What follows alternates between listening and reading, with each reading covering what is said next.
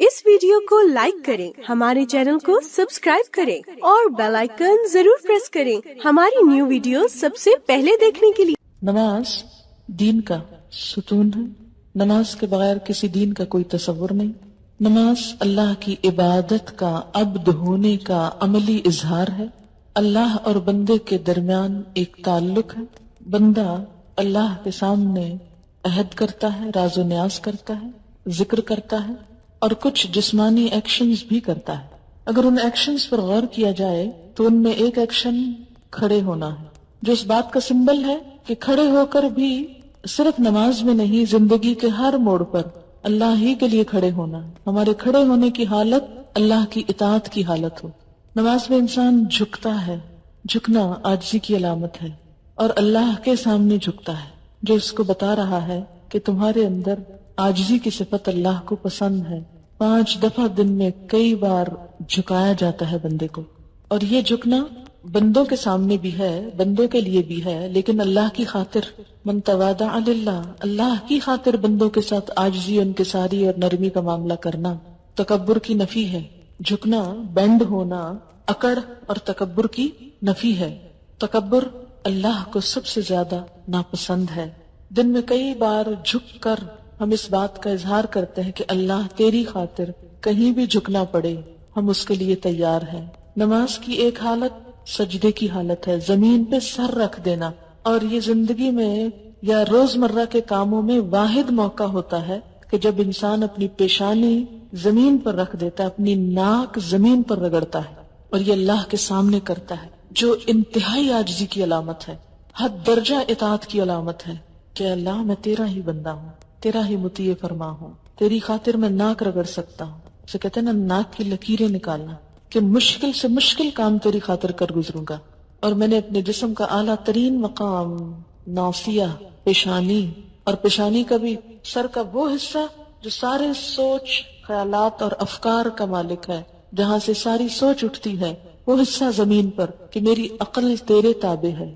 फिर नमाज में इंसान बैठता है, और ये बैठना किस बात की अलामत है कि अल्लाह मेरा खड़ा होना और मेरा बैठना, मेरी हर हालत तेरी इताअत में है। मैं खड़े होकर भी तेरा ही जिक्र करता हूँ, तेरा ही बंदा हूँ, और मैं बैठकर भी तेरा ही बंदा हूँ।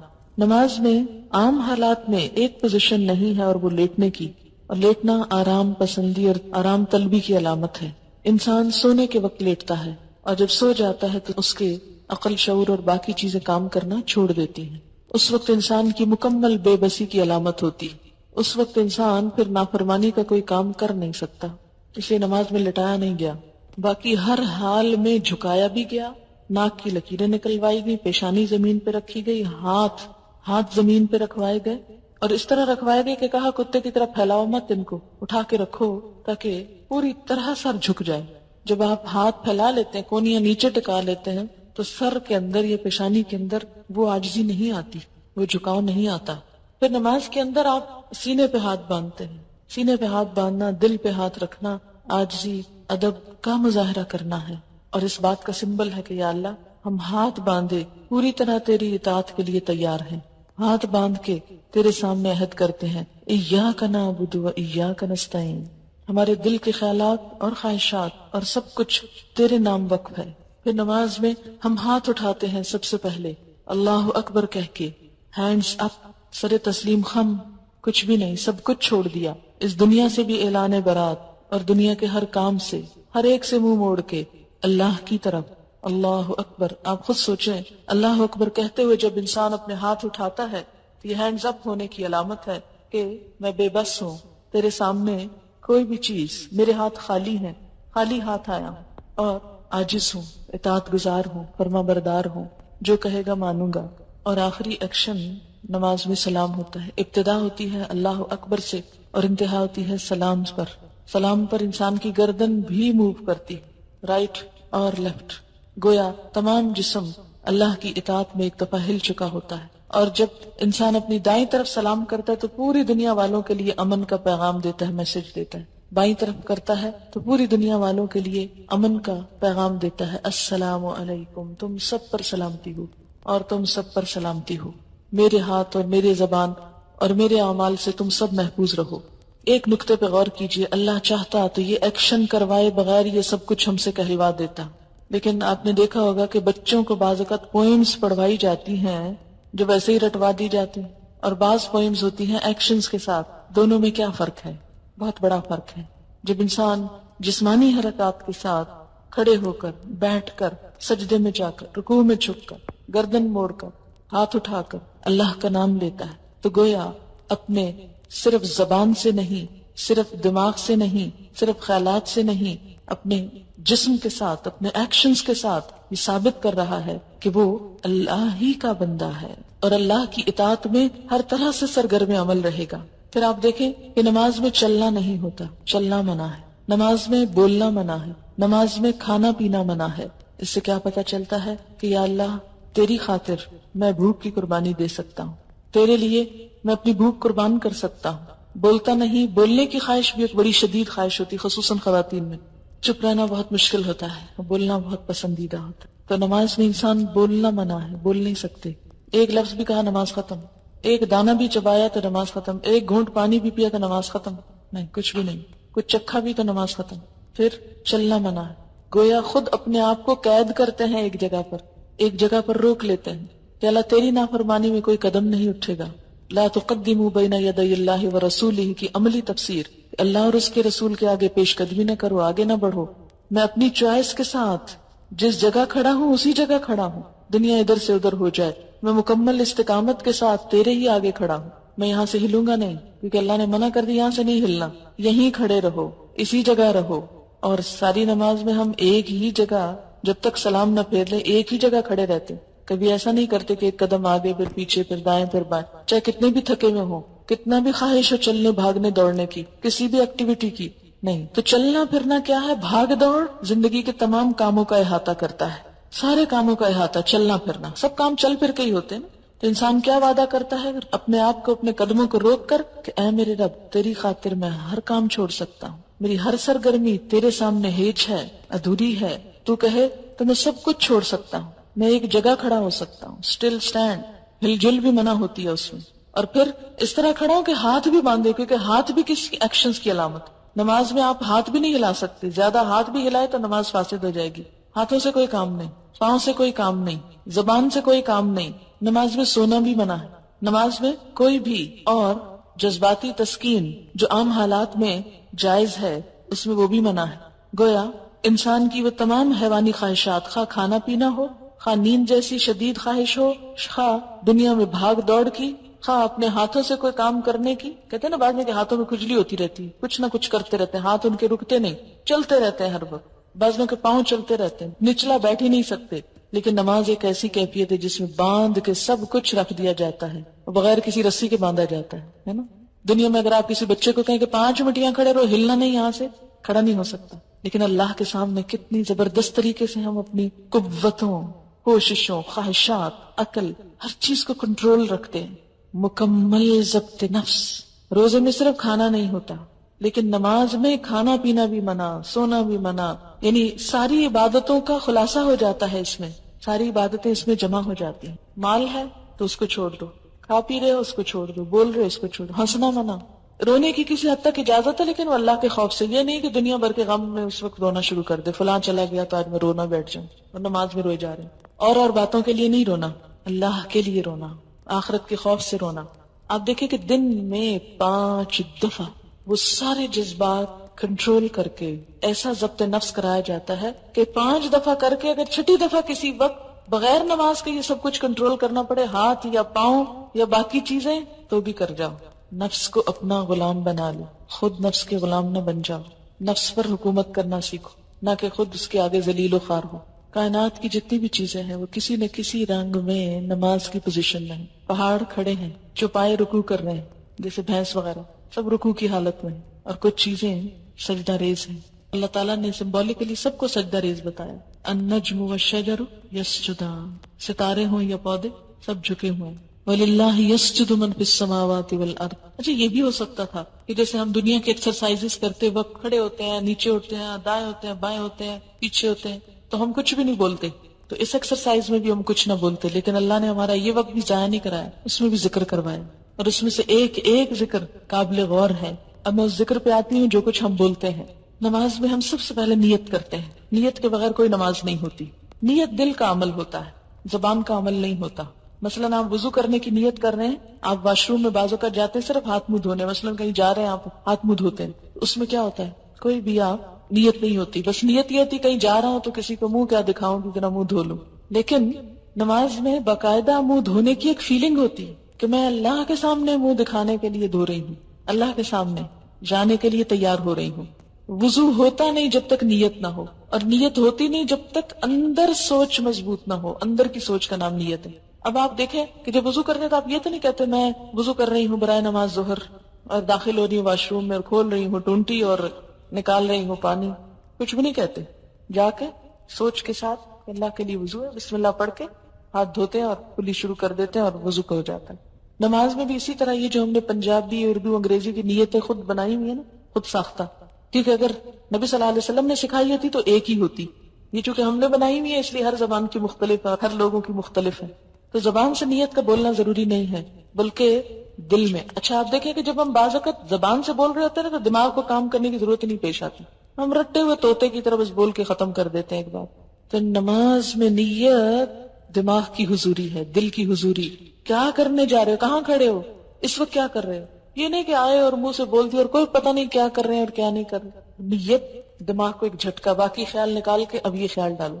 اور آپ دیکھیں گے کہ عام طور پر ہاتھ منہ دھونے سے کیا ہوتا ہے اور وضو کرتے وقت کیفیت ہی کچھ اور ہوتی. نیت کے فرق سے عمل بدل جاتا ہے. انما الاعمال بالنیات, کیفیت بدل جاتی, دل کی حالت بدل جاتی. وہی پانی ہے, وہی ٹیپ ہے, وہی سب کچھ ہے. جب سوچ فرق ہوئی سارا ایکشن ایک اور ہی طرف چلا گیا, کسی اور کریڈٹ میں چلا گیا. پھر اس کے بعد نماز میں کھڑے ہوئے, اب سوچتے ہیں, دل میں دہراتے ہیں, اچھا کیا پڑھنے لگے, ظہر, فجر, عصر, کون سی نماز, فرض, سنت, کتنی رکعت, اتنی, ٹھیک ہے. کوئی کہنے کی ضرورت نہیں کہ منہ طرف خانے کعبے کے اور اس طرح کی چیزیں, کیونکہ جب تک آپ منہ طرف خانے کعبے کے کریں نا نماز تو ہوتی نہیں. اور بعض اوقات لوگ گاڑی میں پڑھ رہے ہوتے ہیں اور بول رہے ہوتے ہیں منہ طرف خانے کعبے کے, اللہ اکبر, رٹے رٹائے جملے. تو آپ نے کیا کرنا, نیت. اور نیت میں صرف یہ نیت نہیں کہ 4 رکعت پڑھ رہی ہیں, یہ 2 رکعت, صرف یہ نیت نہیں, نیت یہ بھی کہ صرف اللہ کے لیے پڑھ رہی ہیں, کوئی ریاکاری نہیں, کوئی دکھاوا نہیں. کیوں؟ اس لیے کہ اگر دکھاوے کی نماز پڑھی تو نبی صلی اللہ علیہ وسلم نے کیا فرمایا, من صلی یرائی فقد اشرکا, جس نے دکھاوے کی نماز پڑھی اس نے شرک کیا. شرک فویل للمصلین, ہلاکت ہے نمازیوں کے لیے, نمازیوں کے لیے.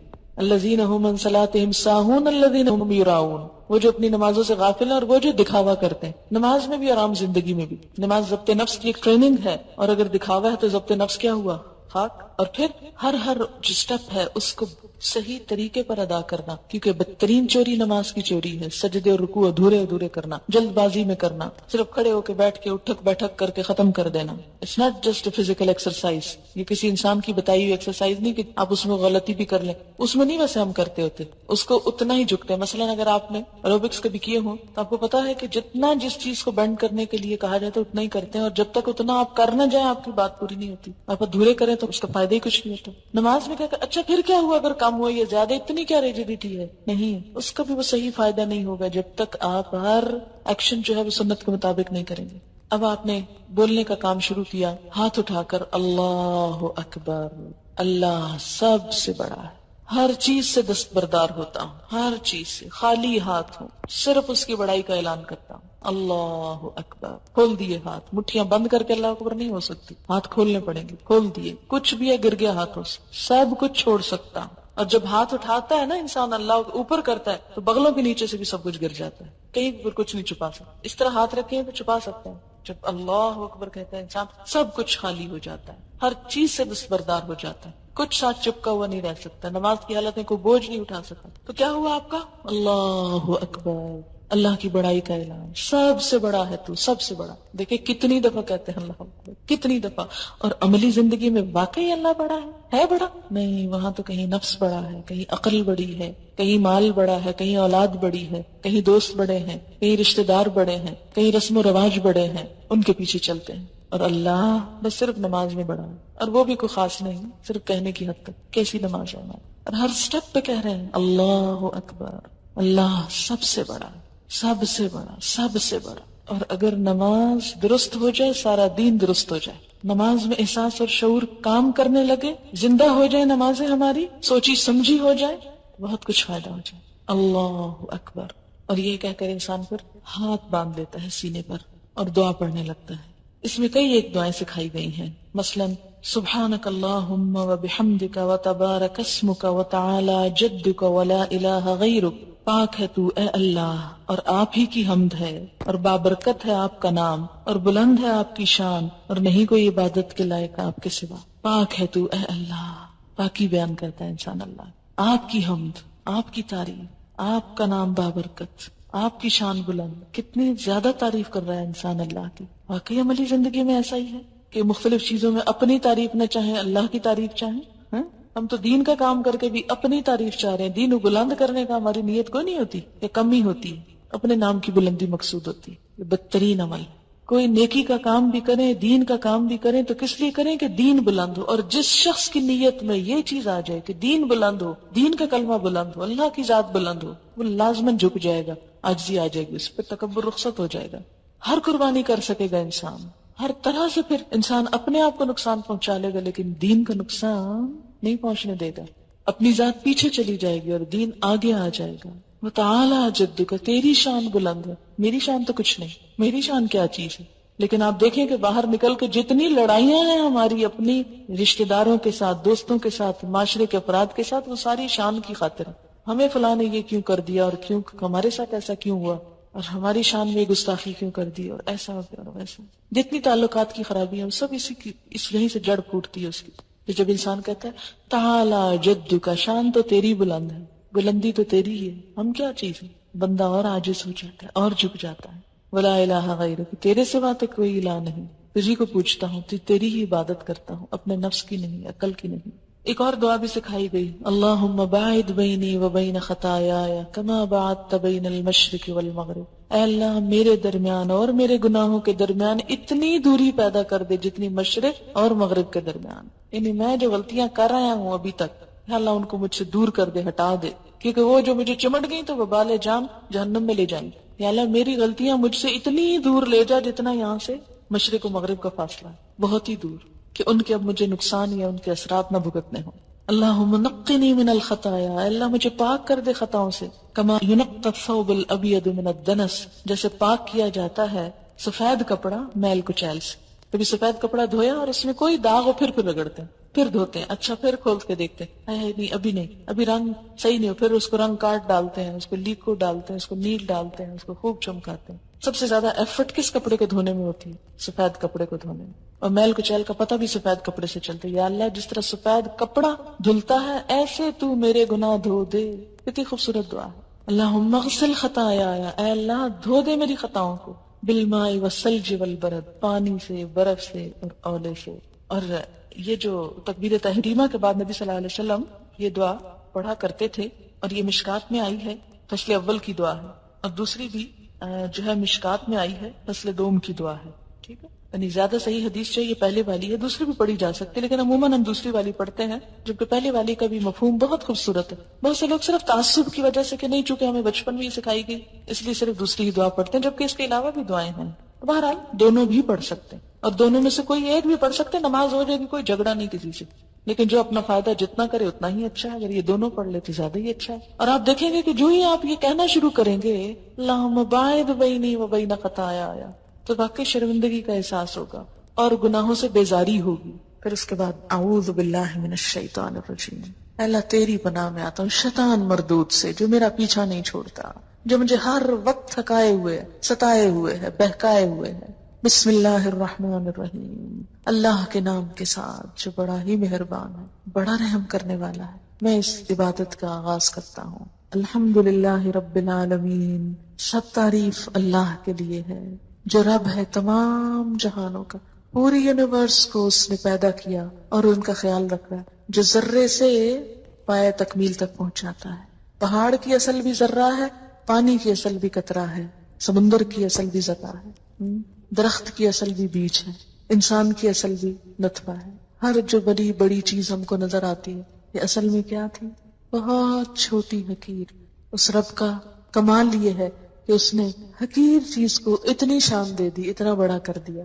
رب العالمین، رب جو ذرے سے کمال تک پہنچائے، جو ذرے کو چمکا ڈالے، اسے اہمیت دے دے۔ ہم کیا چیز تھے، وہ رب جس نے ہم حقیر پانی کا ایک چھوٹا سا کیڑا جس کا کوئی نام نہ تھا، لم یکن شیئا مذکورا، اسے رب نے اتنا بڑا کر دیا، ایک بولنے سننے دیکھنے والا، عقل استعمال کرنے والا اور بڑی بڑی باتیں کرنے والا بنا دیا۔ تو تعریف تو میری نہیں، میں تو ایک حقیر چیز تھی، اللہ کی تعریف۔ الرحمن، بڑا ہی مہربان، الرحیم، بار بار رحم کرنے والا، 70 ماؤں سے بڑھ کے پیار کرنے والا۔ اس کی رحمت سے ہی جی رہی ہوں، ورنہ جتنے گناہ ہیں شاید اگلا سانس بھی نہ لے سکوں۔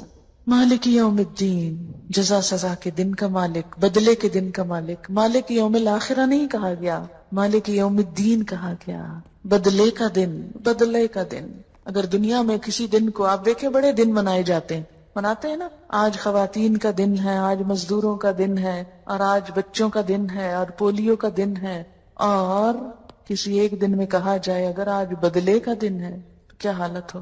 بدلے کا دن، قیامت کی سب سے بڑی مشکل ہی تو یہ ہے کہ وہ بدلے کا دن ہے۔ کون سا بدلہ؟ اچھا بدلہ بھی، جزا بھی اور سزا بھی، دونوں ہی چیزیں۔ من یعمل مثقال ذرۃ خیرا یرا ومن یعمل مثقال ذرۃ شرا یرا۔ نیکی کا ذرہ بھی جا دیکھے گا انسان، اور برائی کی حالت بھی جا دیکھے گا۔ لا تخفی منکم خافیہ، کوئی چھپی ہوئی چیز چھپی نہ رہ جائے گی۔ وبرزوا للہ الواحد القہار، سب نمایاں عیاں ہر چیز سامنے آ جائے گی۔ وَأُرِدُوا عَلَىٰ رَبِّكَ صَفًّا، صف در صف پیش کر دیے جائیں گے۔ وَوُضِعَ الْكِتَابُ، کتاب رکھ دی جائے گی، اور انسان کہے گا مَا لِهَٰذَا الْكِتَابِ لَا يُغَادِرُ صَغِيرَةً وَلَا كَبِيرَةً إِلَّا أَحْصَاهَا۔ کوئی چھوٹی بڑی چیز اس کتاب نے نہیں چھوڑی مگر جس کو گن گن کے نہ رکھا۔ گنی ہوئی چیزیں، ایک ایک نمبر گنا ہوا۔ اس انسان کے اتنے ہزار جھوٹ، اس انسان کی اتنی غیبتیں، اس انسان کی اتنی گالیاں، اس انسان کی اتنا احصا ہوتا ہے کسی چیز کو شمار کرنا، اسٹیٹسٹکس کے ساتھ کسی چیز کو پیش کرنا۔ اس انسان نے اتنے لاکھ دفعہ سبحان اللہ کہا تھا، اس نے اتنی نمازیں پڑھی تھی، اتنا قرآن پڑھا تھا، گنی ہوئی، حرف حرف گنا ہوا، کیونکہ ہر حرف پہ 10 نیکی ہے نا، اس لیے ہر حرف گن کے رکھا جائے گا وہاں۔ ایسے کمپیوٹرز ہیں کہ سوچ نہیں سکتا انسان، اس کی بنیاد پر پھر جزا دی جانے لگے، ذرہ ذرہ تول لیا جائے گا۔ فَأَمَّا مَنْ ثَقُلَتْ مَوَازِينُهُ فَهُوَ فِي عِيشَةٍ رَاضِيَةٍ وَأَمَّا مَنْ خَفَّتْ مَوَازِينُهُ فَأُمُّهُ هَاوِيَةٌ وَمَا أَدْرَاكَ مَا هِيَ نَارٌ حَامِيَةٌ۔ جس کے نام اعمال بھاری ہوں گے وہ دل پسندائش میں ہوگا، اور جس کے اس بدلے کے دن ہلکے ہو گئے وہ مصیبت میں مبتلا ہو جائے گا۔ اس کی ماں تو پھر خبر گیری کرنے والی حاویہ، وہ جہنم ہوگی۔ تمہیں کیا پتا کہ کیا ہے، کھولتی آگ، ابلتی بھڑکتی آگ۔ ایاک نعبد، ہاتھ باندھ کے ہر نماز میں کھڑے ہو کر کئی دفعہ دن میں عہد، صرف تیری ہم عبادت کرتے ہیں، صرف تیری۔ وایاک نستعین، اور صرف تجھ سے ہم مدد چاہتے ہیں۔ اور عملی زندگی میں کیا کرتے ہیں؟ کبھی کسی پہ توقع، کبھی کسی پہ سہارا، کبھی کسی کا بھروسہ۔ جھوٹ کہتے ہیں جو نماز میں کہتے ہیں، اسی لیے تو نماز قائم نہیں ہو رہی۔ کسی بھی چیز کی بنیاد جب جھوٹ پر ہوتی ہے تو وہ قائم نہیں ہو سکتی، جھوٹ کے پاؤں نہیں ہوتے۔ تو جو شخص سچی نماز پڑھتا ہے پھر ہو نہیں سکتا کہ اس کی زندگی میں غیر اللہ شامل ہو جائے۔ ایاک نعبد، صرف تیری ہم عبادت کریں، وایاک نستعین، صرف تجھ سے مدد چاہتے ہیں۔ انسانوں سے کوئی مدد لینا، مثلا میں آپ سے کہوں کہ یہ پانی کا گلاس اٹھا کے نیچے رکھ دیں، یہ اس میں شامل نہیں ہوتا۔ کیوں؟ اس لیے کہ یہ اسباب کو اختیار کرنا اللہ تعالیٰ کی طرف سے اس کا حکم بھی ہے۔ اللہ نے قرآن پاک میں ایک بہت عادل بادشاہ ذوالقرنین کی صفت بیان کی کہ اس نے فَأَتْبَعَ سَبَبًا، بار بار آتا ہے کہ اس نے اسباب کی پیروی کے اسباب استعمال کیے۔ اللہ کی پیدا کی نعمتوں کو استعمال کرنا، یا کسی انسان سے مدد لینا، یا ظاہر میں کسی چیز کا تبادلہ کرنا، یہ منع نہیں ہے، یہ اس میں نہیں آتا۔ لیکن یہ سوچنا کہ کوئی شخص غیبی قوت کے ساتھ مدد کر سکتا ہے، بغیر وسائل کے ہماری مدد کر سکتا ہے، اپنی کسی خاص قوت کی وجہ سے کوئی کام کروا سکتا ہے جو مادی چیزوں میں نہیں، روحانی چیزوں میں، تو یہ شرک میں آ جاتا ہے۔ صرف اللہ سے مدد چاہتا ہے، بھروسہ اللہ کے ساتھ۔ اہدنا الصراط المستقیم، پھر دعا مانگتے ہیں اللہ سیدھا راستہ دکھا۔ صراط الذین انعمت علیہم، ان لوگوں کا راستہ جن پر تو نے انعام کیا۔ یعنی ہر شخص سمجھتا وہ سیدھے راستے پہ جا رہا ہے، جبکہ دیکھنا یہ ہوگا کہ سیدھے راستے پہ جانے والے صحابہ کرام جو تھے، انبیاء علیہم السلام جو تھے، انہوں نے کیا کام کیے۔ غیر المغضوب علیہم، ان کا نہیں جن پہ تیرا غضب ہوا، ولا الضالین، اور نہ ان کا راستہ چاہیے جو بھٹک گئے۔ ایسے لوگ جیسی قومیں جن پر تیرا غضب ہوا، جیسے یہود نے کام کیے، بنی اسرائیل نے کام کیے، یا اللہ ہم وہ نہ کریں. اور نصارہ نے جو شرک کیا اور جس طرح بگڑ گئے اور دین کی حدیں پھلانگ کے کہیں اور چلے گئے، اور جدید دور میں جیسے وہ سیکولرزم کی طرف مائل ہو گئے ان کی اکثریت، سب بھٹکنے کی علامتیں ہیں. یا اللہ تو ہمیں ان سب بھٹکنے والی چیزوں سے بچا لینا. دن میں 5 دفعہ اور پھر کہتے ہیں آمین، اے اللہ تو سن لے اور تو قبول کر لے. یہ ایک طرح سے دعا ہے. اب آپ دیکھیں کہ نماز میں ہم اللہ کو کیا دے رہے ہیں، خود ہی مانگے جا رہے ہیں. تھوڑی سی تعریف کرنے کے بعد مانگنے پہ آ جاتے ہیں، مانگنا شروع کر دیتے ہیں. پھر بھی احسان جتاتے ہیں کہ ہم نماز پڑھ رہے ہیں. نماز وہ تو اللہ ہمارے ساتھ بھلا کر رہا ہے. اللہ تعالیٰ نے ہمارے ساتھ بھلائی کی، ہم بھلا کیا کر رہے ہیں؟ کچھ بھی نہیں کر رہے. پھر اس کے بعد قرآن کا کچھ حصہ، فَاقْرَؤْا مَا تَيَسَّرَ مِنَ الْقُرْآنِ فَاقْرَؤْا مَا تَيَسَّرَ مِنْهُ وَرَتِّلِ الْقُرْآنَ تَرْتِيلًا. جیسے سورۃ مزمل میں آتا ہے یا ایھا المزمل قم اللیل الا قلیلا نصفہ وانقص منہ او زد علیہ ورتل القرآن ترتیلا. آہستہ آہستہ ترتیل کے ساتھ قرآن کو پڑھنا نماز میں. اس سے یہ پتا چلتا ہے کہ زندگی کے ہر روز میں نماز میں قرآن کا کچھ نہ کچھ حصہ ضرور پڑھا جاتا ہے. تو گویا انسان اور قرآن لازم و ملزوم. عموماً لوگ صرف قل ہو اللہ پہ گزارا کرتے ہیں. کھانے میں تو ہم ایسا نہیں کرتے کہ صرف ایک چھوٹی سی چیز پہ گزارا کریں، ایک ہی کھانا روز کھاتے جائیں، ایک ہی لباس روز پہنتے جائیں. لیکن نماز میں ہم کیا کرتے ہیں کہ ہم ایک ہی قل ہو اللہ پڑھے جاتے ہیں. تو نماز میں کوشش کریں کہ نبی صلی اللہ علیہ وسلم کے جو مسنون صورتیں تھی مختلف نمازوں میں پڑھا کرتے تھے وہ پڑھیں. اگر وہ یاد نہیں تو کم از کم اتنا تو قرآن پڑھیں کہ جس کو قرآن پڑھنا کہا جا سکے، نہ کہ صرف یہ کہ خانہ پوری. اور پھر جب آپ نماز میں قرآن پڑھیں گے اور سمجھ کر پڑھیں گے اور سمجھ کر سنیں گے، نماز کی حالت میں قرآن کا پڑھنا اور سننا ایک اور ہی لطف دیتا ہے، ایک اور ہی مزہ دیتا ہے، ایک اور ہی حیثیت رکھتا ہے. اور سب سے زیادہ ثواب بھی اس قرآن کے پڑھنے کا ہے جو نماز میں پڑھا جاتا ہے. اس لیے خوش قسمت ہے وہ لوگ جنہیں حفظ و قرآن اور وہ نمازوں میں اس کو حاضر کریں، اور جن کو نہیں وہ اس کے لیے کچھ نہ کچھ کوشش کریں. اور آپ سب کے لیے میں یہ کہوں گی جو لوگ اب فارغ ہو کے جا رہے ہیں، ہمارے پچھلے سال کی ایک اسٹوڈنٹ تھی، ان کا جب کورس ختم ہو رہا تھا تو بہت اداس تھی، جیسے اکثر لوگ اداس ہوتے ہیں اس موقع پر. لیکن انہوں نے اپنی اداسی کو اور اس خلا کو کہ میں اب روز اتنا قرآن سنتی اور پڑھتی تھی، اب ایک دم میری زندگی میں خلا آ جائے گا، اتنا قرآن کے ساتھ تعلق، پھر کیا ہوگا؟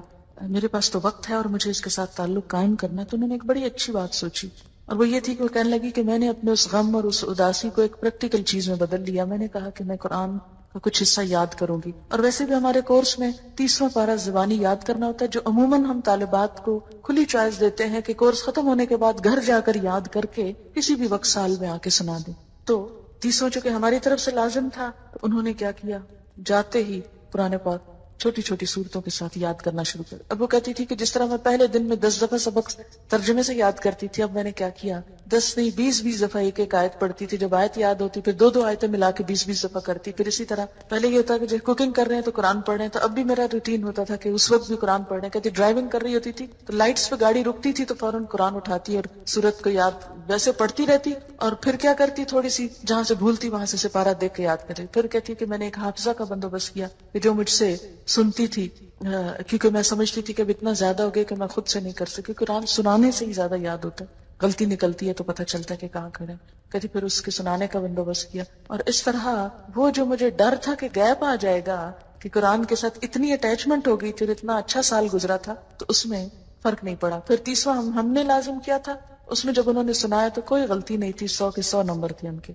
پھر اس کے بعد انہوں نے کیا کیا، خود اپنے اون پہ 29واں بھی، کیونکہ بچے ان کے بڑے ہیں، 2 ہیں، بڑے ہو چکے ہیں، کتنا گھر کا اتنا خاص کام نہیں. خود ڈینٹسٹ تھی، کام چھوڑ دیا فی الحال. اور اگر ڈینٹسٹ ہوں بھی اور پریکٹس کریں بھی تو آپ دیکھیں کہ آپ لوگوں کے دانت جوڑتے رہیں، توڑتے رہیں، نکالتے رہیں، ڈالتے رہیں اور ساتھ قرآن پڑھتے رہیں. میرے دانت میں ایک دفعہ تکلیف ہوگی تو میں ڈینٹسٹ کے پاس مجھے آدھا گھنٹہ بعض اوقات اس چیئر پہ بیٹھنا پڑتا تھا، اور وہ کسی نہ کسی نرس یا ادھر ادھر بات شات کرتے رہتے تھے. تو میں سوچتی کاش اس شخص کو قرآن آتا ہو یا اس کو قرآن کی سمجھ ہو یا کوئی اچھی باتیں، تو اس وقت یہ مریض کو اتنا لمبا لیکچر دے سکتا ہے کھڑے کھڑے باتوں میں. تو وہ بھٹی جھونکنے والے اور اس کی مثال پھر آ گئی نا. اچھے دوست اور اچھے ساتھی، جلیس کا لفظ کوئی بھی جو ساتھ بیٹھ جائے، صرف دوست نہیں، جو دلی دوست، کوئی بھی جو پاس بیٹھا ہو، اس کی مثال ہے وہ.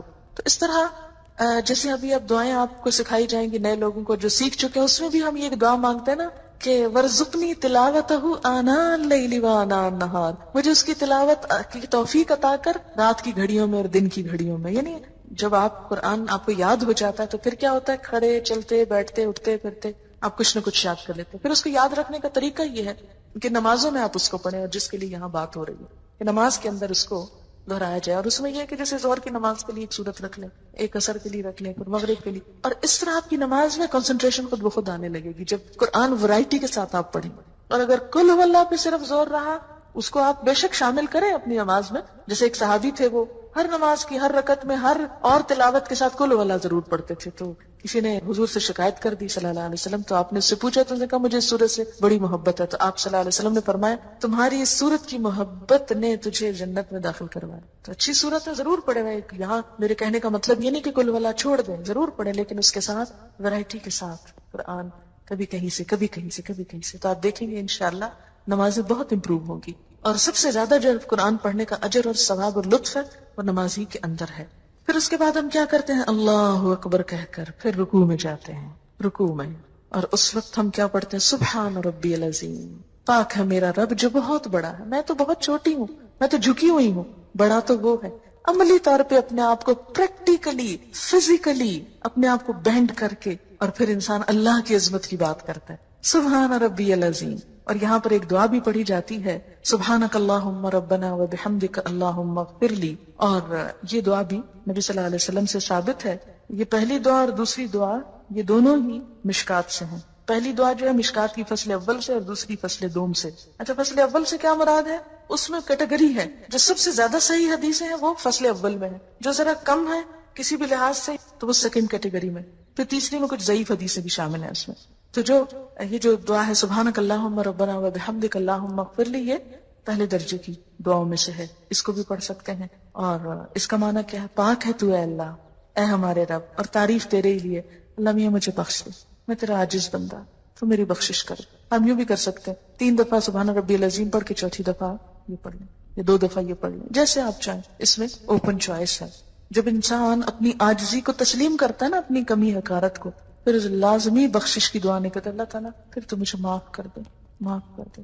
کیونکہ ہم اللہ کا شکر تو ادا کر ہی نہیں سکتے، اور اس کی نعمتوں پہ شکر ادا نہ کرنا یہ ایک قصور ہے. اگر ہم کوئی گناہ نہ بھی کریں، کچھ بھی نہ کریں، ہم چپ بھی بیٹھے رہیں، یہ بھی ایک قصور ہے. اللہ نے زبان دی سے اس کے ذکر میں کیوں نہیں استعمال کیا؟ بہرحال پھر اس کے بعد ہم رکوع سے اٹھ جاتے ہیں، اور اس وقت پھر اٹھتے اٹھتے اللہ کی تعریف کرتے ہیں. سمع اللہ لمن حمدہ ربنا ولک الحمد حمدا کثیرا طیبا مبارکا فیہ. سن لیا اللہ نے جس نے اس کی تعریف کی، جس نے اللہ کی تعریف کی، اللہ نے اس کی بات سن لی. اب دیکھیں کہ جب آپ کو یقین ہو کہ کسی نے آپ کی بات سن لی، بات پہنچ گئی، کتنا لطف آتا ہے اس چیز میں. سن لی. کوئی کسی کی بات نہ سنے کیسا لگتا؟ آپ کسی سے بات کرنا چاہیں وہ سنے نہ آگے سے، میں نہیں سننا چاہتا، جاؤ یہاں سے، کتنا برا لگتا. سمع اللہ لمن حمدہ، اللہ اتنا پیارا ہے کہ جو اس کی تعریف کرتا ہے وہ اس کی بات سن لیتا ہے. چپکے سے بھی کہتے ہیں نا، دل دل میں، وہ بھی سن لیتا ہے. سمع اللہ ربنا، اے ہمارے رب، ولک الحمد، تعریف تیرے ہی لیے ہے. پھر تعریف، اور کیسی تعریف؟ حمدن کثیرن، بہت زیادہ تعریف، طیبن، پاکیزہ تعریف، اچھی تعریف، مبارکن فی، بابرکت. یہ جو دعا پڑھی ہے میں نے آخر میں، یہ بھی فصل اول کی دعا میں سے مشکات کی. یہ جو دعا حدیث میں آتا ہے کہ نبی صلی اللہ علیہ وسلم نماز پڑھا رہے تھے کہ سلام پھیرنے کے بعد آپ نے پوچھا کس نے یہ دعا پڑھی ہے؟ کسی شخص نے پیچھے سے محبت میں آ کے یہ پڑھی تھی. آپ نے فرمایا میں نے 30 سے زیادہ فرشتوں کو اس دعا کی طرف لپکتے دیکھا کہ وہ اسے اٹھانا چاہتے تھے. اتنی بڑی نیکی تھی کہ ایک سے ایک آگے بڑھ کے اس کو اٹھانا چاہ رہا ہے. یہ نیک عمل ہم لے کے جائیں گے اللہ تعالیٰ کے پاس. بالکل ایسے ہی جیسے کسی کو پھول پیش کرنے تو ہر ایک کی خواہش ہوتی ہے میں پھول پیش کروں. کیوں؟ کیونکہ پھول پیش کرنے میں بھی کیا ہوتا ہے؟ ایک آنر ہے نا. تو فرشتوں کو بھی نیک بندوں کی نیکی اٹھا کے لے جانے اور پیش کرنے میں ایک آنر ہوتا ہے ان کے لیے. تو میں پیش کروں گا، ہم اس کو لے کے جائیں گے اس نیک عمل. یہ ہمیں دے دے. اچھی چیز ہر کوئی لینے اور اٹھانے کو تیار ہوتا ہے نا. اتنی خوبصورت دعا، حمدن کثیرن طیبا مبارکن فیہ. بہت تعریف، بہت زیادہ تعریف. جب انسان کسی سے بہت محبت کرتا ہے نا تو کہتا ہے بہت بہت اچھی چیز، بہت زیادہ اللہ میں کی تعریف. حمدن کثیرن، بہت اچھی والی تعریف. طیبن، مبارکن، بہت برکت والی، بہت برکتیں ہوئے اس میں. مبارکن فیہ، یہی برکت کیا ہوتا ہے؟ نشو نما، بڑھوتری. اتنی تعریف کہ جو بڑھتی چلی جائے، زیادہ سے زیادہ ہوتی چلی جائے، کہیں رکے ہی نہ، ختم ہی نہ ہو. حد کر دیتا ہے انسان تعریف میں. اور یہ وہی کر سکتا ہے جو اللہ سے واقعی محبت رکھتا ہو. پھر انسان سجدے میں آتا ہے، سر زمین پہ رکھ دیتا ہے. عام حالات میں آپ دیکھیں اگر نماز کے علاوہ کوئی کسی کو کہے اچھا ذرا زمین پہ سر رکھو، کتنا مشکل کام ہے نا. عام حالات میں تو کوئی چیز گر جائے تو ہم کہتے ہیں اچھا فلاں نے ذرا پکڑاؤ یہ گری ہوئی چیز ہے مجھ سے نہیں نیچے ہوا ہے، اتنا مشکل ہے. لیکن اللہ کی خاطر محبت میں زمین پہ جا پڑتا ہے انسان اور سر رکھ دیتا ہے، ناک رگڑتا ہے اپنی، کیونکہ ناک نہ لگے تو سجدہ نہیں ہوتا. پورا جھکاؤ سر کی طرف ہوتا ہے، ساری عقل کو لا کے ذلیل کرتا ہے اللہ کے سامنے. یا اللہ یہ سر کیا چیز ہے، یہ سوچے کیا چیز ہے، تیرے سامنے تو کوئی کچھ نہیں، کوئی حجت بازی نہیں. اور کیا کہتا ہے سبحان ربی الاعلی، میں ہوں حقیر و ذلیل لیکن پاک ہے میرا رب جو اعلی اور الاعلی سب سے زیادہ بلند ہے. میں اس وقت سب سے نچلی پوزیشن میں ہوں اور میرا رب سب سے زیادہ بلند ہے. سبحان ربی الاعلی. اور اس وقت انسان پھر کیا کرتا ہے، وہی دعا دوبارہ پڑھ سکتا ہے، سبحانک اللہم ربنا وبحمدک اللہم اغفر لی. حدیث میں آتا ہے کہ بندہ سجدے کی حالت میں اللہ کے سب سے زیادہ قریب ہوتا ہے، سب سے زیادہ قرب کی حالت ہے. واسجد واقترب، سجدہ کرو قریب ہو جاؤ. اس وقت اللہ کی بڑائی بیان کرتا ہے انسان. اور اسی لیے سجدے کی حالت میں کی ہوئی دعا قبول ہوتی، اور اس وقت انسان بخشش کی دعا مانگ لے اللہم اغفر لی، تو اس سے بڑھ کر اور کوئی خوبی نہیں، کوئی بھلائی نہیں. پیک پہ ہوتا ہے انسان اپنی عاجزی کے اور مانگنے کے اور قربت کے اور دعا کے قبول ہونے کے. ہر چیز اپنی انتہا کو.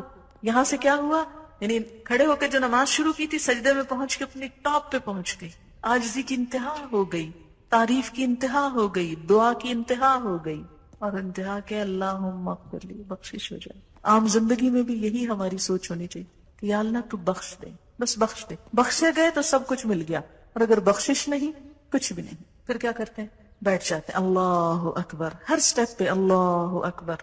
اب جب بیٹھتے ہیں پھر ایک دعا سکھائی گئی، اور وہ دعا کیا ہے، اللہم اغفر لی، پھر بخش دے. بخشش پہ اینڈ کیا تھا سجدے میں، اٹھ کے پھر بخشش مانگتے ہیں، یہی منتہا. اللہم اغفر لی، اے اللہ مجھے بخش دے، ورحمنی، اور مجھ پہ رحم کر. رحم بھی اللہ کو جب ہی آئے گا نا جب قصور معاف ہوں گے. آپ کسی سے توقع رکھ سکتے ہیں کہ کوئی آپ کے ساتھ بھلا کرے جبکہ اس کا دل آپ کی طرف سے میلا ہو، یا وہ آپ سے ناراض ہو، یا آپ نے اس کو ستایا ہوا ہو؟ کیسے بات کرتے نہیں، پہلے بخشے جائیں گے تو پھر ہی رحمت ہوگی. اللہم اغفر لی ورحمنی. اور کیا، واہدنی. یہ دعا کی ترتیب دو مختلف روایتوں میں فرق ہے، میں اس ترتیب سے جو یہاں لکھی ہوئی پڑھتی ہوں. وجبرنی، میری مجبوری دور کر دے، میرا نقصان پورا کر دے. ورفانی، اور مجھے بلند کر دے.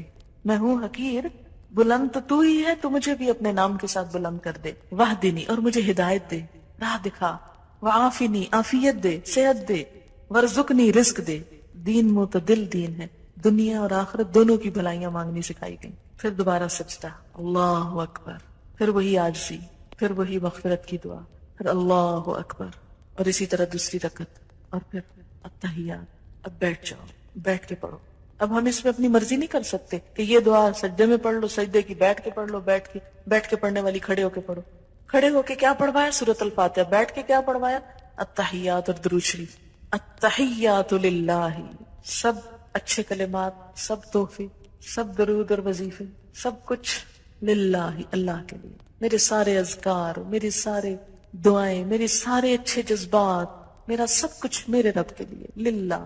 التحیہ، تحیہ کا لفظ ہے نا، بڑا جامع لفظ ہے، ایک لفظ میں ترجمہ ہو ہی نہیں سکتا اس کا. تحیہ تحفے کے لیے بھی آتا ہے، ہدیے کے لیے، دعا کے لیے بھی آتا ہے، اچھے جذبات کے لیے. اللہ تعالیٰ میرا سارا مال بھی تیرا، میری ساری دعائیں بھی تجھ سے، میرے سارے جذبات بھی تیرے لیے، میرا سب کچھ تیرے لیے. التحیات للہ، التحیات للہ، تحیہ والصلوات، سب دعائیں، سب عز و نیاز، والطیبات، سب پاکیزہ چیزیں، سب پاکیزہ کلمات، سب پاکیزہ رزق، سب کچھ اللہ کے نام. التحیات للہ والصلوات والطیبات، سب کچھ تیرا ہی تیرا، سب تیرے لیے، میرا تو کچھ بھی نہیں. اور بیٹھنے کا انداز آپ دیکھیں کتنا عاجزی کا ہوتا ہے، گھٹنے ٹیک کے بیٹھنا، گھٹنے ٹیک کے. یہ نہیں کہا کہ ٹانگیں پھیلا کے بیٹھ جاؤ بے شک، یا پلتھی مار کے بیٹھ جاؤ دو زانوں، نہیں، پاؤں پیچھے کر کے، گھٹنے ٹیک کے، عاجزی. گھٹنے ٹیک دینا محاورہ ہے نا، عاجزی کی علامت. بیٹھنے کا ادب سکھایا گیا، طریقہ، سلیقہ. اور پھر ہاتھ گھٹنوں پہ رکھ دو، یہاں سینے پہ نہیں رکھوائے گئے کہ سینے پہ رکھ کے گھٹ.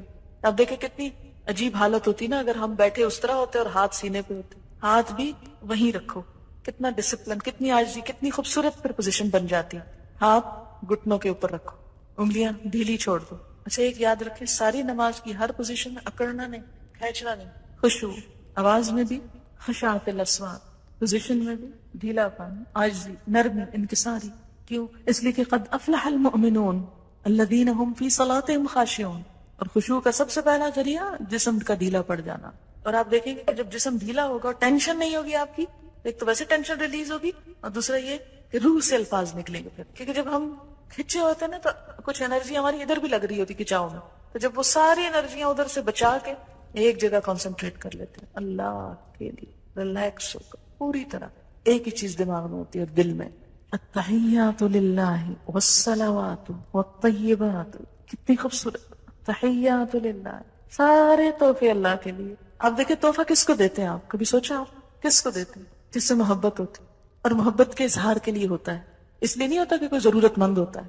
اچھا جب اللہ کے لیے ہم کہتے ہیں سارے تحفے تیرے لیے، التحیات للہ. اچھا پھر تحفہ کس چیز کا ہوتا ہے؟ جو چیز انسان کو بہت اچھی لگتی ہے یہ دینی چاہیے. آپ یہ تو نہیں کرتے کہ جو ردی مال اٹھا کر یہ تحفہ میں دے دیتے ہیں کسی، وہ تو پھر دھوکہ ہے. اپنی اچھی سے اچھی چیز، خوبصورت سے خوبصورت. اسی لیے پیکنگ کتنی خوبصورت، بازو کا اندر کچھ نہیں ہوتا، پیکنگ بڑی اچھی کرتے ہیں اس لیے تاکہ دیکھنے والا پیکنگ دیکھ کے خوش ہو جائے. اصل مقصود خوش کرنا ہوتا ہے نا کسی کو. تو یہاں بیٹھ کے ہم زبان کے ساتھ اظہار کرتے کہ یا اللہ میرا سب کچھ تیرے لیے، تجھے خوش کرتا ہوں. تحیات للہ، التحیات للہ. لیکن عملی زندگی میں کچھ بھی نہیں کرتے ہم، اس لیے کہ کبھی بیٹھ کے گھٹنے ٹیک کے ہاتھ رکھ کے سوچا ہی نہیں کیا کہہ رہے ہیں ہم. التحیات للہ، کتنی محبت کا والہانہ انداز.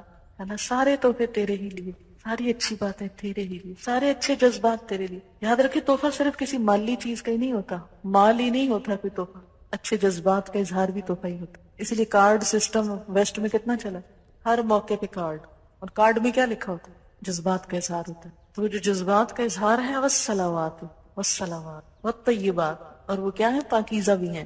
کتنے گہرے لفظ ہیں تین یہ، التحیات للہ والصلوات والطیبات والطیبات. ہم دیکھیں کہ اللہ کے لیے جذبات اور پاکیزہ، صاف، کوئی بدگمانی نہیں، کوئی شکوہ نہیں، کوئی کچھ بھی نہیں، بالکل خالص، چمکدار، شفاف. اگر آپ کو پتہ چل جائے کسی کے بارے میں کہ کوئی آپ کو کچھ دے رہا ہے اور اس میں کچھ ملاوٹ کی ہوئی ہے، اس نے مثلا دودھ بھیجا کسی نے آپ کے گھر تحفتاً اور پانی ڈال کے بھیجا، کوئی کھانا بھیجا اور باسی بھیجا، وہ تحفہ لے کے آپ کی محبت بڑھتی ہے یا عداوت بڑھتی ہے؟ اللہ کو جو تحفے ہم دیتے ہیں ساتھ ہی کہتے ہیں طیبات، طیبات، پاکیزہ، کوئی دھوکہ نہیں، فریب نہیں. عام طور پر بھی کیا حکم دیا گیا مثلا تحفے کے معاملے میں ہمیں کہ اپنے بھائی کے لیے وہ پسند کرو جو اپنے لیے کرتے ہو، ہے نا. اچھا اور دوسری طرف اللہ تعالیٰ کے لیے بھی کیا پسند کرتے ہیں. اچھا تو تحفے میں تو اور زیادہ ہو جاتا ہے نا کہ جو اپنے لیے پسند ہے وہ دوسرے کے لیے پسند کرو. لیکن ہم انسانوں کے ساتھ تو دھوکے کا معاملے کر جاتے ہیں، اللہ کے ساتھ نہیں کر سکیں گے. تو اس لیے احساس دلایا گیا کہ کیا کرو، التحیات للہ والصلوات والطیبات. اور پھر اللہ کے بعد رسول اللہ صلی اللہ علیہ وسلم کا حق بھی، کیونکہ یہ سب کچھ پہنچایا تو انہوں نے، ملا تو ان کے ذریعے، اگرچہ اللہ کا دیا ہوا لیکن رسول اللہ صلی اللہ علیہ وسلم کے ذریعے. تو ان کی کوششوں اور ان کی محنت اور ان کے حسن سلوک اور ان کے احسان کو بھی بھلایا نہیں گیا. نماز میں آپ کا نام شامل کر دیا گیا، السلام علیکہ ایھا النبی، اے نبی صلی اللہ علیہ وسلم آپ پر سلامتی ہو، آپ سلامت رہیں، سلامتی کی سلام، آپ پر سلام. ہماری طرف سے آپ کو کوئی تکلیف نہ پہنچے، ہم کوئی ایسے برے عمل نہ کریں کہ قیامت کے دن آپ کو شرمندگی ہو. یہ صرف سلام ایسے ہی نہیں کہ ہم جھوم جھوم کے ہم بڑے بڑے دعوے کریں. سلام کیا ہوتا ہے؟ ہماری طرف سے آپ سلامت رہیں، ہماری طرف سے آپ کو دکھ نہ پہنچے. اور آپ کے دین کا جو حال حشر ہم کر رہے ہیں واقعی سلامتی کی بات کر رہے ہیں. کسی کو جب سلامت رہنے کی دعا دیتے ہیں کہ آپ سلامت رہیں اور خود ہی ساتھ دکھ دینے لگے، ستانے لگے، قیامت کے دن آپ صلی اللہ علیہ وسلم نے فرمایا تھا دیکھو مجھے رسوا نہ کرنا. کیا واقعی ہمارا حال یہ ہے کہ ہم حضور صلی اللہ علیہ وسلم کے پاس شوق سے جا کھڑے ہوں گے کہ ہم نے آپ کے دین کے ساتھ یہ کیا، یہ کیا، جو آپ کام چھوڑ کر آئے تھے ہمارے لیے ہم نے کر لیا، ہوم ورک ہو گیا، ہم کر کے آئے. اور خاص طور پر دین کا علم پڑھنے والے، العلماء ورثۃ الانبیاء، وارث ہیں آپ اس مشن کے. کوئی ایسا کام نہ کریں کہ جس سے دین کو دنیا میں بٹا لگے یا آخرت میں رسوائی. السلام علیکہ ایھا النبی ورحمۃ اللہ وبرکاتہ، آپ پر اللہ کی رحمتیں، آپ پر برکتیں. ہر نماز میں دعائیں دیتے ہیں آپ کو، ہر نماز میں. النبی اولا بالمؤمنین من انفسہم، نبی تو اہل ایمان کے لیے ان کے نفسوں سے زیادہ ان کے قریب ہے. ابھی آپ نے حدیث پڑھی کہ ہر مسلمان کا سب سے زیادہ نزدیکی رشتہ اپنے نفس سے بھی بڑھ کر کس کے ساتھ ہے؟ نبی صلی اللہ علیہ وسلم کے ساتھ، کہ ان کا حق نہ بھولا جائے. انہوں نے تکلیفیں اٹھا کر، اذیتیں اٹھا کر ہم تک یہ دین پہنچایا.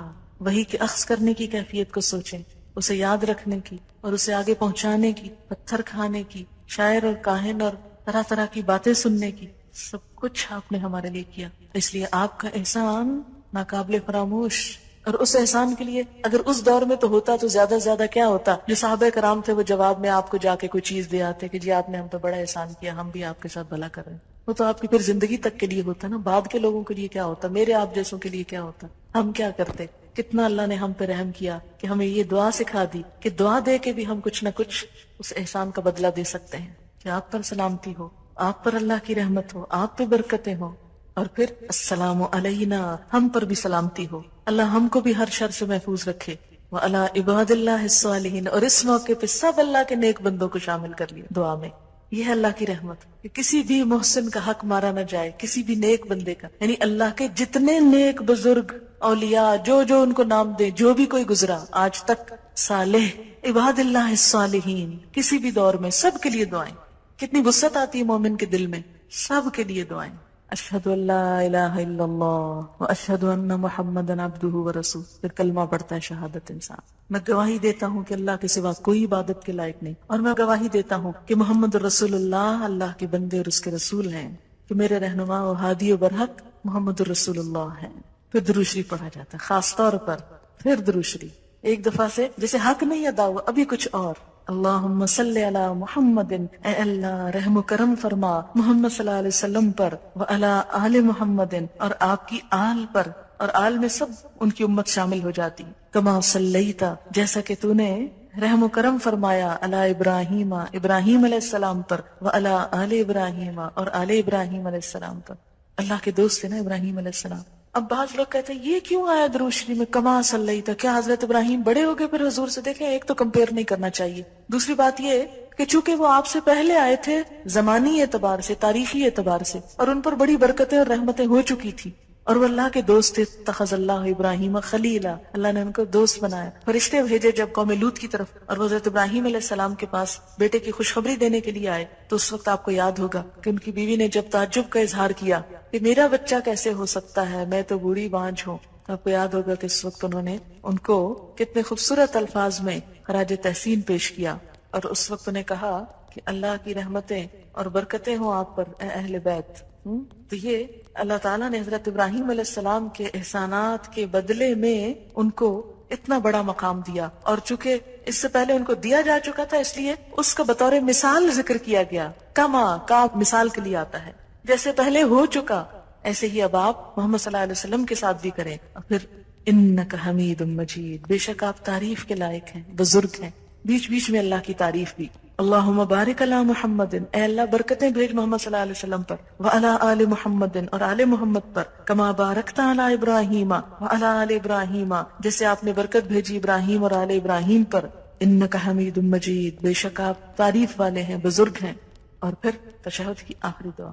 اور یہ بھی دعائیں کئی ایک ہیں، شاید 12-13 دعائیں ثابت ہیں. ہم عموماً رب اجعلنی مقیم الصلاۃ ومن ذریتی، ربنا تقبل دعا، ربنا اغفر لی ولوالدی وللمؤمنین یوم یقوم الحساب. یہ ابراہیم علیہ السلام کی دعا جو سورۃ ابراہیم میں آتی ہے ہم پڑھتے ہیں.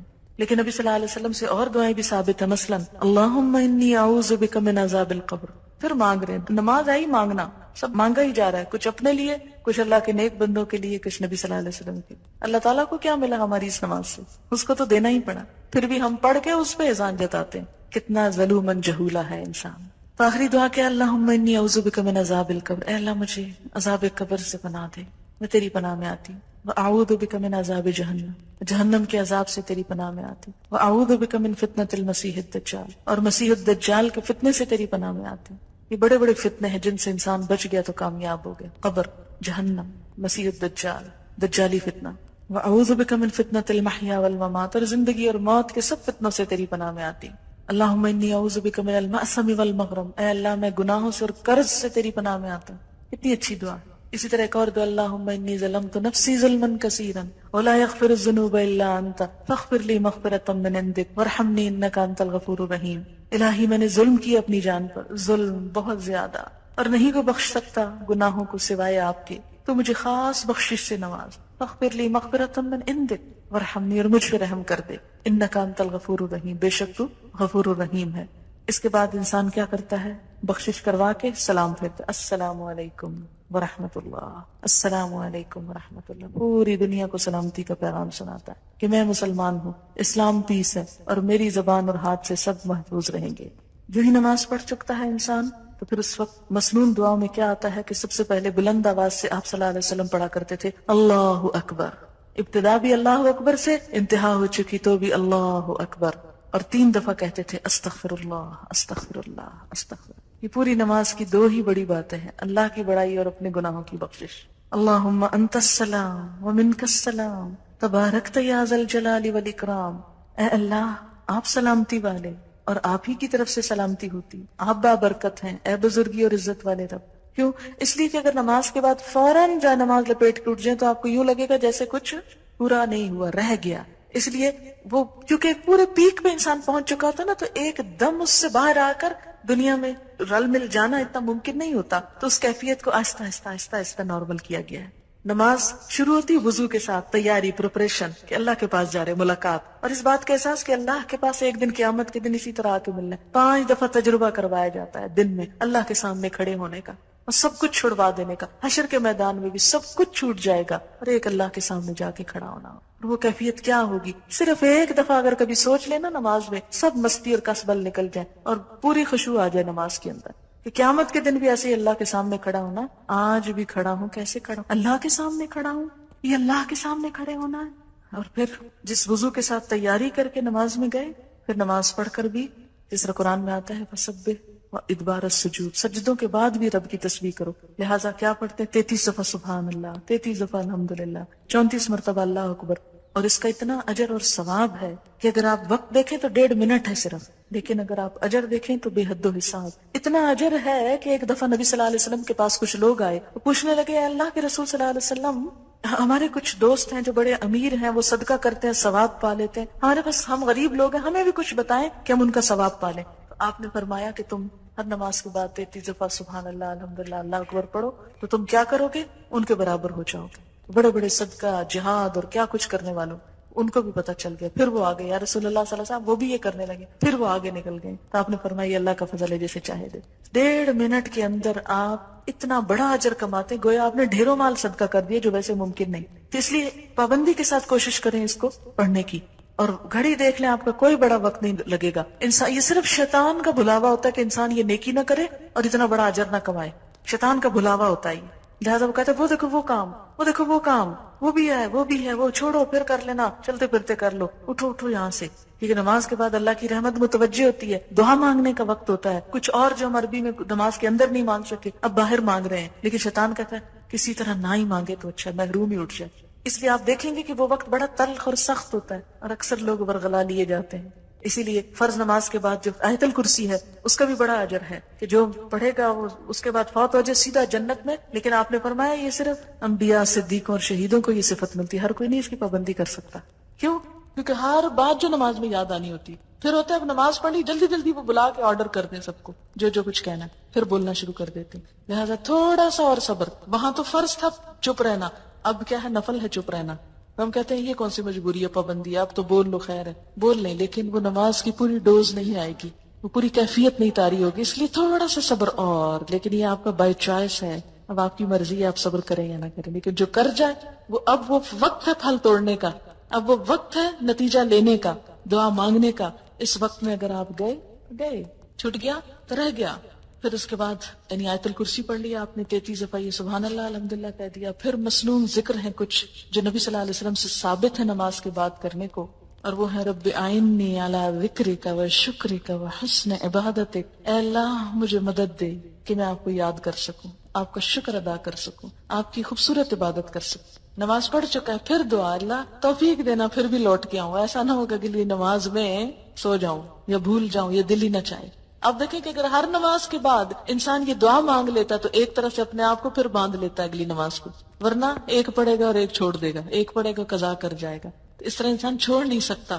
اسی لیے کتنی باحکمت دعا اس موقع پہ سکھائی گئی، رب اعنی، اے اللہ تو نے میری مدد کرنی ہے، اللہ ذکر کر کے پھر تیرا ذکر کرو، شکر کر تیرا شکر گزار بندہ بن کے رہو، وہ حسن عبادت اس سے بھی اچھی عبادت، کیونکہ اس وقت انسان کو فیل ہوتا ہے اچھا میں نے اتنی اچھی نہیں نماز پڑھی، کو بہت سیٹسفیکشن نہیں ہوتی، پھر انسان کو کہا سیٹسفائی ہو جاؤ، مانگو اللہ سے اللہ اور اچھی عبادت کی توفیق۔ پھر لا الہ الا اللہ وحدہ لا شریک لہ لہ الملک ولہ الحمد وہو علی کل شیء قدیر اللہم لا مانع لما آتیت ولا معطی لما منعت. بس تجھ سے مانگتا ہوں، کوئی روک نہیں سکتا اگر تو نے دے دیا، اور کوئی دے نہیں سکتا اگر تو نے روک دیا. سب سے بے نیاز، سب سے کٹ کر صرف تجھ سے. ولا ينفع ذا الجد منک الجد، اور نہیں فائدہ دے سکتی کسی دولت مند کو آپ کے عذاب سے دولت. کوئی دولت مند آپ کے عذاب سے اپنی دولت کی وجہ سے نہیں بچ سکتا، کیونکہ انسان پھر اٹھ کے دولت دنیا اور مال کی طرف راغب ہو جاتا ہے. گھر بار بچے ہر چیز پھر یاد آنے لگتے، اچھا یہ سنبھالنا ہے، وہ کرنا ہے، وہ دیکھو انڈیا جل گئی، دودھ ابل گیا، شیشہ ٹوٹ گیا، یہ ہو گیا، وہ چیزیں آنی جانی ہیں. ان چیزوں میں نہیں بچانا اللہ کے ہاں، لہذا پھر یاد دہانی کرا کے دنیا میں بھیجا گیا. ایک اور دعا، لا الہ الا اللہ وحدہ لا شریک لہ لہ الملک ولہ الحمد وہو علی کل شیء قدیر لا حول ولا قوۃ الا باللہ. یہ جو کچھ بھی کیا اللہ کی قوت اور طاقت سے. لا الہ الا اللہ ولا نعبد الا ایاہ لہ النعمہ ولہ الفضل ولہ الثناء الحسن لا الہ الا اللہ مخلصین لہ الدین ولو کرہ الکافرون. یہ خوبصورت دعا ہے. اللہ کے سوا کوئی معبود نہیں، وہ اکیلا ہے، اس کا کوئی شریک نہیں، اسی کی بادشاہی ہے، وہی سزاوار حمد و ثنا ہے، وہی ہر چیز پر قادر ہے. نہیں ہے طاقت نقصان سے بچنے کی اور فائدہ حاصل کرنے کی مگر اللہ کے ساتھ. نہیں ہے کوئی معبود مگر اللہ، اور ہم صرف اسی کی عبادت کرتے ہیں. نعمتیں پہنچانا اور فضل کرنا اسی کا کام ہے، اسی کے لیے اچھی تعریف. نہیں ہے کوئی عبادت کے لائق مگر اللہ، اسی کے لیے ہماری اطاعت اگرچہ کافر برا مانے. اور آیت الکرسی جو ہر فرض نماز کے بعد ہے، آپ نے فرمایا جو ہر نماز کے بعد آیت الکرسی پڑھے اسے بہشت میں داخل ہونے سے سوائے موت کی کوئی چیز نہیں روکتی. گویا جنت کا دروازہ کھل گیا اس کے لیے. اور بعض روایات میں قل ھو اللہ پڑھنے کا بھی ہے، سورۃ الاخلاص کا بھی. اور جب نماز سے اٹھ رہے ہوں آپ تو آپ صلی اللہ علیہ وسلم 3 دفعہ فرماتے تھے سبحان ربک رب العزت عما یصفون وسلام علی المرسلین والحمد للہ رب العالمین. اٹھتے اٹھتے مصلی لپیٹتے ہوئے یہ دعا پڑھ لی جاتی ہے. لگتا ہے جیسے اب سیٹسفیکشن ہو. نماز کے اندر تو مین میل ہے، لیکن جو بعد میں ہے یہ کیا ہے؟ جیسے آپ کھانے کے بعد تھوڑا میٹھا لے رہے ہیں، سونف کھا رہے ہیں، کہوہ پی رہے ہیں، اور کرتے کرتے پھر چھوٹتا ہے آپ سے وہ سب کچھ. ورنہ ایک دم ابرپٹلی اگر کھانا چھوڑ دیں، بند کر دیں، یا پانی نہ پیئیں، یا کچھ چھوٹی چھوٹی چیز آخر میں نہ لیں، تو کیا ہوتا ہے؟ وہ لگتا ہے کہ ابھی کچھ رہ گیا ہے. تو اس طرح آپ کی نماز جو ہے مکمل ہوتی ہے. اس عہد و پیمان کے ساتھ آپ 5 دفعہ دنیا میں واپس لوٹتے ہیں. اگر یہ نمازیں باشعور ہو جائیں تو زندگی سیدھی ہو جائے. یقیمون الصلاۃ، آپ نے نماز کو قائم کیا، اللہ آپ کو قائم کر دے گا نیکی پر. اور دعا، نماز جب سلام پھیرتا ہے انسان تو جو نماز ہوتی ہے وہ فرشتے اٹھانے لگتے ہیں، لیکن جس کی اچھی نیت اس کے منہ پہ دے ماری جاتی ہے. اللہ کو کوئی نہیں پسند آئی، یہ کیا پڑھا تھا تم نے، ریجیکٹڈ. جیسے بعض ٹیچرز کاپیاں اٹھا اٹھا کے بچوں کی پھینکتے ہیں، لے جاؤ، پھاڑ دیتے ہیں، کوئی فائدہ نہیں اس کا. پھر نماز دعا بھی دیتی ہے بندے کو کہ اللہ تجھے بھی قائم رکھے جس طرح تو نے مجھے قائم رکھا. اور جو نماز کو خراب کرتا ہے نماز اسے بد دعا دیتی، اللہ تجھے بگاڑے، تیرا سب کچھ بگاڑے جس طرح تو نے مجھے بگاڑا. کچھ سوال ہیں ان کے میں جلدی سے جواب دیتی ہوں. نماز ختم کرنے سے پہلے سورۃ البقرہ کی آخری آیات اور حشر کی آیات پڑھنا جائز ہے؟ ذکر میں آپ جو کچھ بھی پڑھیں، لیکن یہ مسنون نہیں ہے. مسنون وہی ہے جو میں نے آپ کو بتا دی ہے. اس کے علاوہ آپ اردو پنجابی میں اپنی دعا مانگ سکتے ہیں، جو بھی آپ کریں. کیا نماز کے بعد دعا مانگنا واجب ہے؟ میں نے سنا کہ حضور صلی اللہ علیہ وسلم ہر نماز کے بعد دعا نہیں مانگتے، اس لیے اس کو ضروری سمجھ کر پڑھنا بدعت ہے. یہ جو اذکار میں نے آپ کو بتائے ہیں یہ تو مسنون ہے. وہ مراد اس سے ہی کہ جو ہم لمبی چوڑی بہت ساری دعائیں کرتے وہ لازم نہیں. لیکن اس کا یہ مطلب نہیں کہ نماز سے سلام پھیرتے ہی آپ فوراً اٹھ کھڑے ہوں، نہیں. یہ جو ذکر ہے یہ مسنون ہے. نماز میں سلام سے پہلے عربی میں اپنے لیے کوئی دعا مانگ سکتے ہیں. مسنون دعاؤں میں سب کچھ آ جاتا ہے. ربنا آتنا بھی پڑھ سکتے ہیں. اچھا ایک بات یاد رکھیں، سجدے میں قرآن نہیں پڑھا جاتا. سجدے میں قرآن نہیں پڑھا جاتا. درود شریف کھڑے ہو کے نہیں پڑھا جاتا. سلام کھڑے ہو کے نہیں پڑھا جاتا، بیٹھ کے پڑھا جاتا ہے نماز میں.